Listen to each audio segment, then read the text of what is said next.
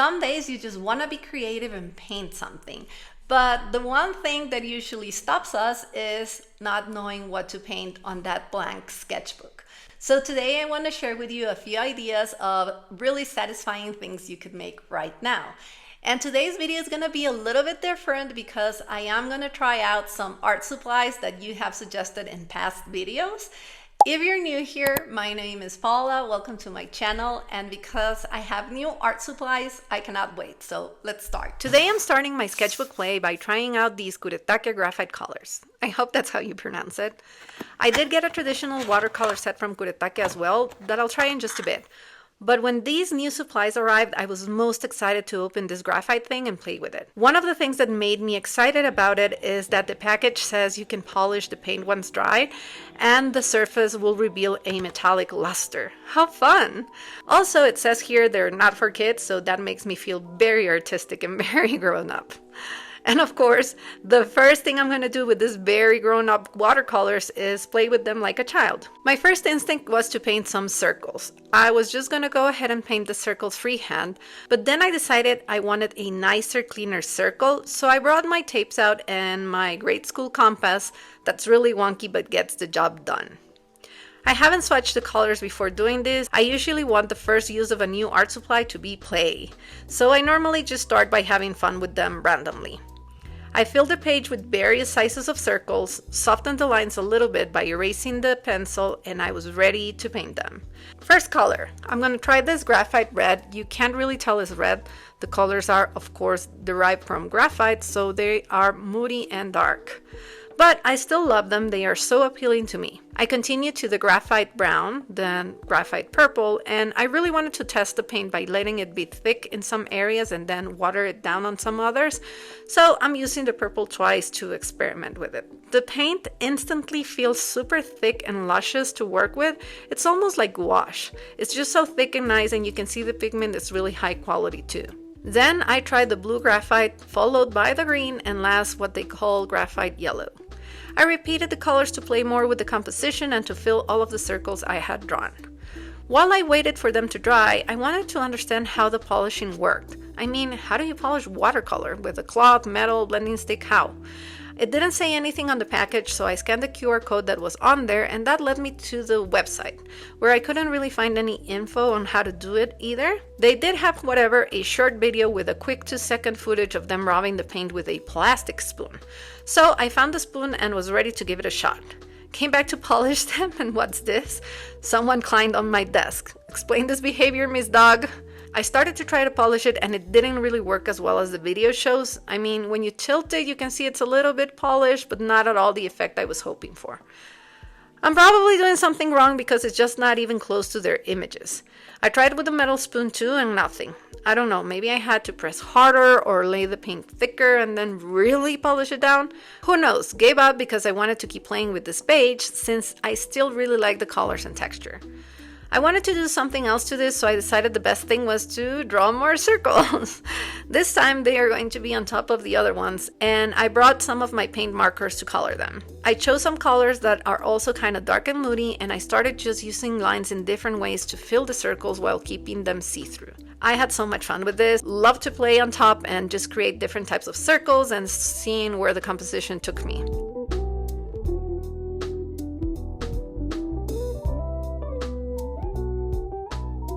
When I was finished playing with my paint markers, I erased the pencil guidelines, and here is my first sketchbook idea of the day.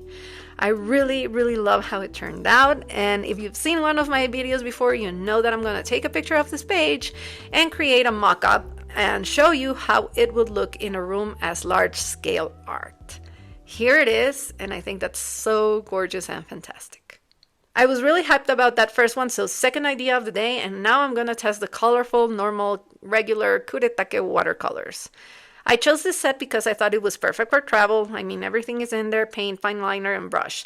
And that's another video that I want to make for you in the near future, sketchbook ideas on the go. I want to show you how I take my supplies when I travel, what I've painted before, and how to use them and be creative with limited space or things. Anyhow, back to this video and having fun with the new colors. Swatching's matching. So again, straight to the page to see what we got. This time I'm not going for perfect circles, just very wobbly and small ones. Completely changing the scale just for fun, and what I'm doing is painting the circles very close together with really watered down watercolor so that they'll mix and we can see how that happens too. I'm just picking the colors from what they look like when they're dried and painting in rainbow order. Let me tell you, as soon as I started, I'm really happy with the set, as I see these paints are as pigmented as my other watercolors, and I love that. Love that the color is really strong and you don't have to layer it much to get it to be thick and beautiful.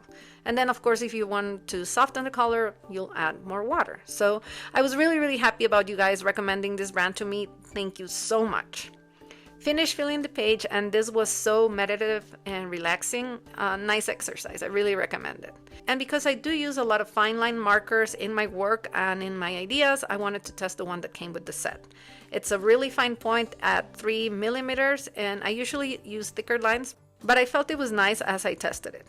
I filled all the negative space around the circles with lines, just plain to see how it looked, and here's the final result. I'm really happy with these watercolors, and I also actually do like the pen and its thickness. So I'll probably play with this type of line in some other way. But now, next idea. Before playing more with these watercolors, I wanted to test another suggestion that I've never used before, and it's fountain pens. I got some color ones. I don't know if this brand is any good at all. Just thought these were fun, and since I'm just testing, I wanted to see what I could come up with, and circle is the theme for the day. I'm only using circles today on every page, and I decided to do so I can show you that you can develop one simple element into so many different ideas. One of the things I was most curious and excited about was to see how these pens reacted or activated with water. So I tried it with my first color, and it does exactly what I thought it would, so I'm happy about that. Then I just continued to do more circles around my circle with the rest of the colors to test them. I didn't think they were gonna be this bright, to be honest, but I still like it. I wet all of the lines at the end to see how all of the other colors react. And after letting it dry, I went back with the pens to go over some of the lines where I felt like, and I also wanted to play by adding elements in the spaces between the circles. When I was playing with this and having fun with the lines and filling the gaps, I thought this is so nice. It feels almost like I'm painting a mandala. But this is where my mind goes when I think of a mandala. Symmetrical, gorgeous, flawless. But then I remember El Luna, she's an artist and the author of The Crossroads of Should and Must. She hosted a mandala workshop on Instagram Live during 2020. Remember when everyone was home and everyone was live?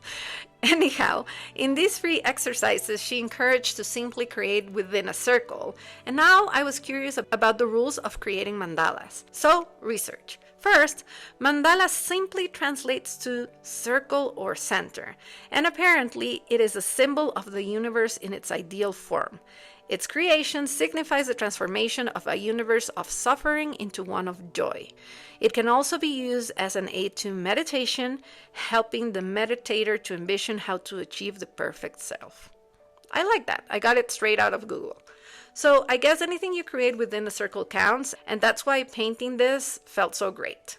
So here I am creating my de-stressing mandala and loving it. I think it would put some pressure on me to create a perfect mandala, so I absolutely love the idea of being more free with it, and this being sort of a meditative practice like El Luna suggested. She even replaced her journaling for a daily mandala over a period of time.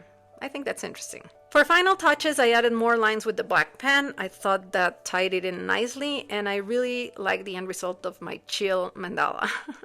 I truly recommend you try one of these, at least for distressing. It was wonderful. Okay, moving on. I had offered to test a new sketchbook for you since there's always questions about the one I use. The thing is, mine is made locally by an art supply shop. So I wanted to find something similar and easy for you to get. So this one is from Amazon. Mine has 30 pages of 250 grams watercolor paper, and the one I got also has tearaway watercolor pages, but there's 20 of them and they are thicker at 300 grams. Just having them both here, I guess the only downside for me of the Amazon one is that it doesn't have a hard cover. I don't know why. I really love that about my sketchbooks. I have plenty of them, been using them for years, and you can see a lot of them on the video, this video. I'll link it below. So I think I'd miss the hardcover and being able to decorate it. Now, I really love the quality of the paper on the new one. The paper seems so good that I think it's still a really nice option for a sketchbook. It's also a spiral, which I love because it's more comfortable and you can just flip the sketchbook if you're a lefty. To compare them further, I'm just going to do a very quick abstract landscape on both, very diluted watercolors to see how they hold moisture. And in this process, I'm also going to use my heat gun to dry the layers because I've noticed sometimes using it makes the page curl even more. Also, it helps me to add more and more layers of water to the paper. Since I'm creating the same thing on both sketchbooks, just with different colors, I'm just going to share a little bit more of the process on this one.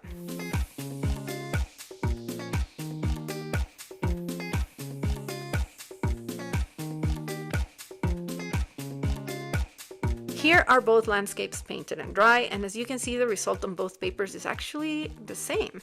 And I think I like how the watercolor looks on the Amazon sketchbook better. Yeah, a lot better actually. Not only the weight of the paper, but the grain. So that's a good thing. I'm going to keep this book to do some character design because the last time I painted a character, I didn't want to do it on loose paper, so I used the back of my sketchbook. And I painted my little anxious me. If you don't know him, here he is. It's a character I created and now I love, and I guess I named him after a part of myself. I still get anxiety, art, and many other things help, and that's a story for another day, so back to the sketchbook.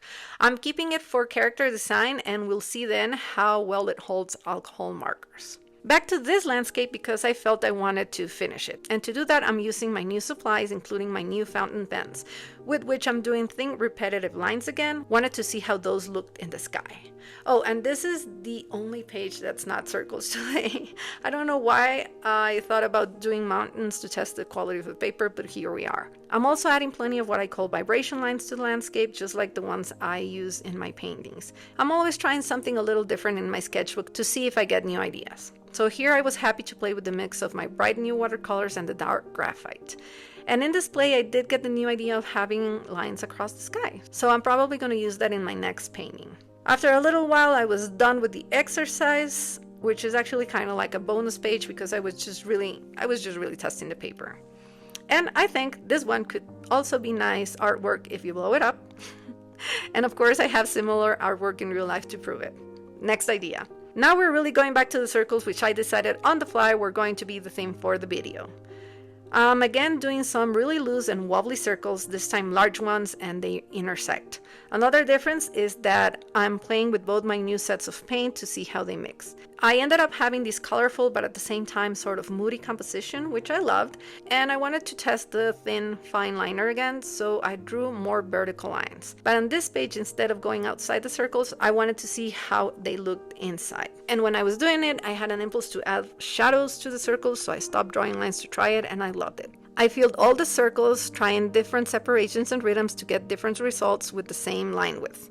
When I was done, I added shadows to all of them, and this is my result. I think it's pretty nice, right? Okay, again, blown up, amazing. Next idea, and I'm gonna be honest with you here, I was going to end the video on the previous one, but I felt happy about playing in my sketchbook that day, and I still wanted to use the new watercolors and share more.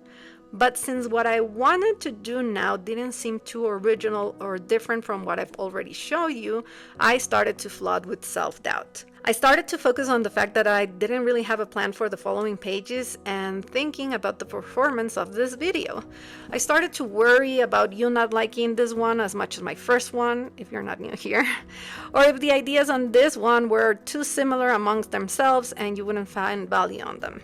I started to feel intimidated about creating content, and my inner critic or imposter syndrome arrived and drove me to switch my focus onto content creation and a way of creating art.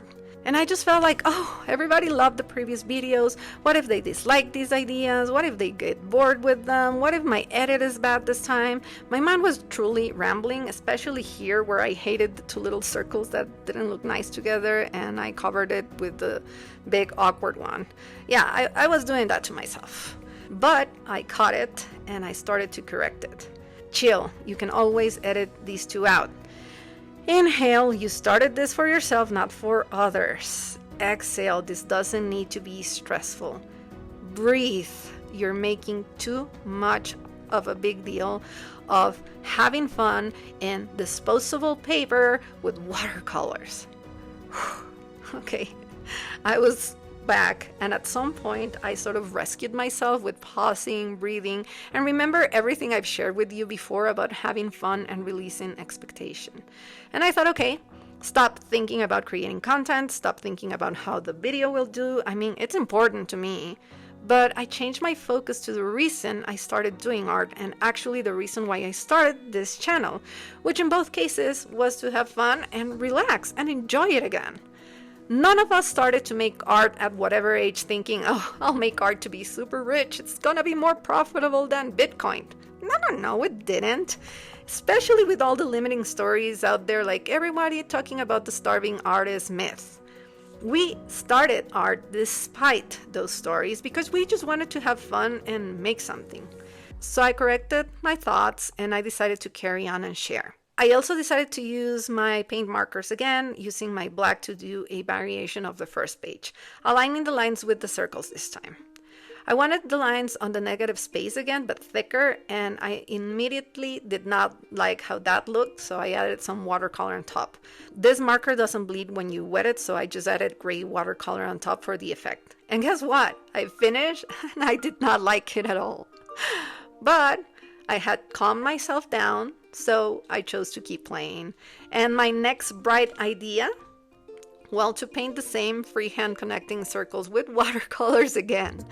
But now I knew what I wanted to try, and I knew painting those was satisfying to me and that I loved mixing my bright watercolors into the graphite. When the circles were dry, I got my black marker again and drew a bunch of circles on top. And I made sure these overlap because I wanted to do a variation of neurographical art, just using the circles and rounding all of the intersections. I've learned now that these are called grounding circles, and I think that's exactly what they did for me that day. I truly enjoyed rounding all of those intersections, transforming all those harsh angles into soft, beautiful lines that flow together. This felt great. I even added more circles where I felt I needed to, just playing with the composition, and after a little while, this was my end result. And guess what? Absolutely love it. Of course, I wanted to turn it into a mock-up to show to you, but I also felt the need to go back to the previous page, which felt meh, and add more circles to see what happened. I wasn't worrying anymore, I was just playing, and after I added all of the extra circles, I really liked that one too. So I thought I would use both pages as a diptych and show you how they would look together. And I think that looks great. Let's take an extra look at everything we created today. Oh, that's anxious me that you got to meet today if you hadn't done before. So we played with watercolor circles, rounding circles, and neurographical art. We also made a very similar page. You can totally tell the circles are the same, but this time the lines I placed on them were so different, so the result is so different. Another page of watercolor circles using super thin lines, a landscape which has nothing to do with the rest of them, but I tried new things. We made a super colorful, de-stressing, chill mandala, which I definitely have to do again, just for my mental health, and you should try it. Then, of course, this page in which I was only really swatching the watercolors, but it turned out to be very fun to make and really nice to look at. And we're all the way back to the first artwork we created today, which were the circles, all with graphite paint underneath the paint marker. I was super happy to get to test these new watercolors too. I'm gonna go wash them now because they feel so precious and new. Oh, I also wanted to spoil for you that we're going to get another sketchbook video probably sooner than later, and I'm going to get to try out a new art supply, and I'm gonna have a fun giveaway with it, so you can try it too. Yay! Until then, I'm going to link the rest of my sketchbook videos here in case you're looking for some more ideas and you haven't watched them yet. And if you don't feel like checking out that playlist, well, YouTube thinks you'll probably like this video next. With that, thank you so much for watching, especially all the way here to the end. I hope you're having the most beautiful day, and I'll see you next time. Bye!